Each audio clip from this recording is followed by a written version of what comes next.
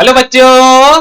सो बेटा let's see the question and the question says 2.5 centimetre cube of 0.2 molar H2SO4 solution is diluted to 0.5 decimeter cube, then find the normality of the diluted solution। तो हमारे को बेटा diluted solution की normality निकालनी है।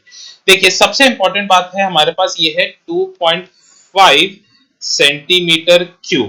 तो 2.5 centimetre cube का मतलब होता है ये हो गया हमारे पास 2.5 ml, और हमारे को ये तो हो गया हमारा V1, और इनिशियल मोलारिटी या M1 हमारे को कितना दे रखा है, ये हमारे को 0.2 मोलर दे रखा है, तो M1 भी हमारे को गिवन है।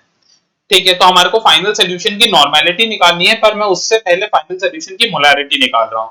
ठीक है, तो M2 हमारे को निकालना है, उससे मैं नॉर्मेलिटी आसानी से निकाल पाऊंगा।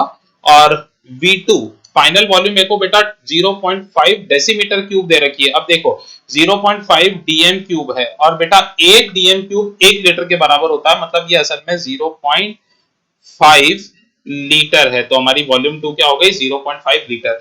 अब लगा दो यहाँ पे सीधा सीधा डाइल्यूशन लॉ। तो डाइल्यूशन लॉ क्या बोलता है, M1V1 किसके बराबर हो जाएगा, M2 V2 के बराबर। अब इनिशियल मोलारिटी कितनी दे रखी है, 0.2।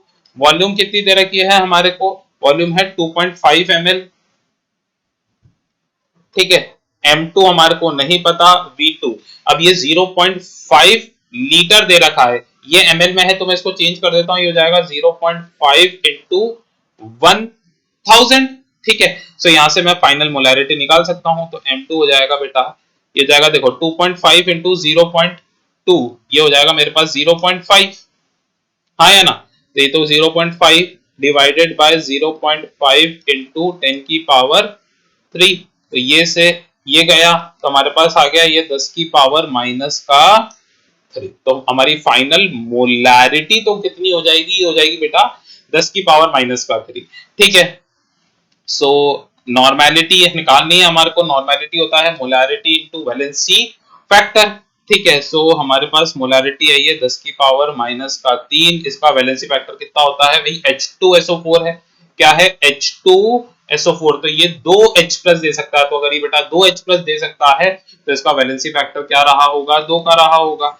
ठीक है, तो ये हो जाएगा इंटू 2 बराबर हमारी नॉर्मेलिटी। तो नॉर्मेलिटी हो जाएगी 2 इंटू 10 की पावर माइनस का 3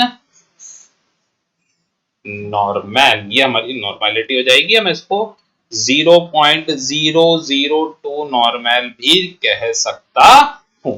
so for this the final answer goes to be option number C, which is 0.002 normal. So I hope you understood it well. Best of luck. Thank you.